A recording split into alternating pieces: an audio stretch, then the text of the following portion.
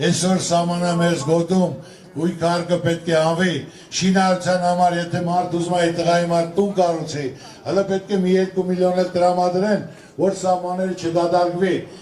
Գյուղացին սահմանը մեզ գոտում, բարիք ստեղծող է, սահման պահող է, ոչ թե 1 միլիոն դրամ պահանջում են, տուր, որ նոր տղուտ համար տուն կառուցի, մարդիկ պետք է աշխատած լինեն, փորձ կունենան, հասկանան, դադարված է չի վերականգնվի, այլ հակառակը պետք է դոտացիա տան, հնարավորություն տան, որ գոնե մարդիկ սահմանի վերանը մնալով որոշ արտոնություն առավելություն ունենան։ Թե չէ կան Երևան կմնան, արտոնություն չկա, հնարավորություն չկա, վախի պետք է մնան սահմանամերձ գոտում։ Այդ բոլորը մշակածա,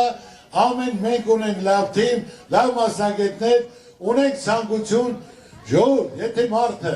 անհատ մարդը, կարա միլիարդատեր դառնա, ամբողջ մի պետություն, իր հնարավորությամբ, իր ժողովրդով, եթե տեղին աշխատես, ինչ է միլիարդ ստեղծելը, կազմակերպես, զարգացնես, ես ես մի հասարակ բան ասեցի, Սարուկյանը ծրագիր է կազմել, որ ես երկիր 100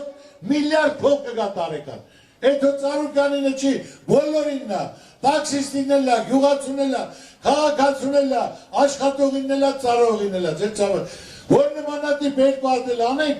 200 միլիարդ, 250 միլիարդ, երկիրն էլ է ծաղկելու, այնպես որ սպասեք լավ փոփոխությունների։